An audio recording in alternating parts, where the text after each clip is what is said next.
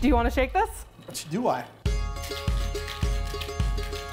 I think being a woman-owned distillery, like, I come from a completely different angle. Most distillers are men. Who's gonna make the biggest, baddest whiskey? Yeah. All right, rhubarb marg. I don't care about any of that. I care about it being really delicious. I'm in charge. I can see that. That is good. Cooper's Daughter Spirits, established in the town of Claverack, is the brainchild of Sophie Newsom, her fiance Rory, and rooted in what is now a nationally historically registered farmhouse, was further realized by her mother Louise and father Stuart. This building really speaks to, the amount of history that's in this area. We did a 3-year renovation. It was full of junk. Every animal you can think of was living in there, believe me. Wow. It's like every man's dream up here. So my first job was to take the floor out, dig down, and lift the building out of the ground. We didn't take any walls away because I wanted to save the barn. I added walls, but I didn't take anything away. From what it sounds like, would have been easier to demo it and build a new one from the ground up. But you can't build character. That's what I mean. You just can't do it. And while the building dates back to 1810, the product they're producing within it was developed through actual real-life dating. Sophie and I met in Plattsburgh, New York, where we went to school, and I think it was right then when we started our first infusions of product. Our kitchen used to just have tons of jars with different spices and fruits. You're basically like a mad scientist over here, like a chemist. After that, I kept saying to him, why don't we actually make this into a real business? Yeah. That's one of the beautiful things about having a craft distillery, is we're not locked into one production cycle.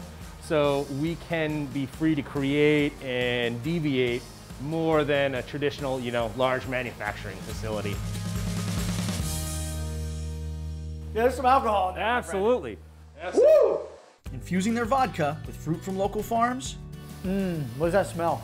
You're smelling the production of apple vodka. We're surrounded by tons of orchards. We get fresh juice just about every week. And bourbon blended with syrup from maple trees tapped in their own backyard. We work with dozens of local farms who produce flowers, like rose petals. She loves me? Okay. She loves me not. She loves me! Woo! So we're really supporting as many farms as we possibly can. Among them, Marilyn Cedar-Roth's oasis, Cedar Farms. So this is two bloom to sell, Two bloom to sell. but the petals are good and they Petals have are their good. fragrance. Ooh, those are fragrant. As long as they smell good, Wow. which is going to translate to good flavor, that's all we care about. And we flavor post-distillation, so our spirits have these beautiful colors to them. Like the rose liqueur is pink from the rose petals itself. Look how pretty that is. And how does the distillery and what you guys offer change throughout the seasons? We do have about a half dozen products that stay all year, and we get more towards the fall. We'll make our pumpkin spice vodka. It's a ton of fresh local pumpkins, Oh my organic God. spices, Madagascar vanilla beans, and local organic maple syrup. You had me at pumpkin spice. There seems to be a lot of incredible innovation that's taking place here. It's the perfect place to be at the source of the best ingredients to make our spirits, being part of the farm to table movement, but bringing it over to farm to glass. Farm to glass. Yep. That's a new one. Yep. Or farm to cask if you talk to Stuart. Depends who you're talking to. Is it unusual for a distillery to fabricate their own barrels? It's very unusual, yes. The only other distillery that we know of is Jack Daniel's. They have their own cooperage. Who knew flattening the curve would take place in your wood shop? In between renovating and getting our license, I decided I wanted to do this just for us. I had to learn to build a barrel using the tools that I had. The most difficult thing I've ever done in my life. There she is, coming from the UK. What made you want to relocate your family here to the Hudson Valley? There was a little stop along the way. We came from Los Angeles to Nyack, New York, which is 20 miles north of Manhattan, right on the Hudson River. We were there until we bought this property, which was in March 2015. We were very lucky to find this property. Yeah, this is the most beautiful place on earth. I'm home.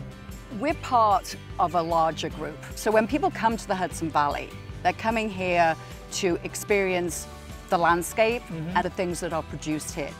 You know, everyone has the role that they play here, and it's that culmination of all the different roles that you play that's made this place so special. Raise them up. Cheers. Cheers. Oh, they can do that all night. Yeah, really. Hey guys, thanks for watching the video. For more, subscribe to First Look and come with me on all my adventures around the world.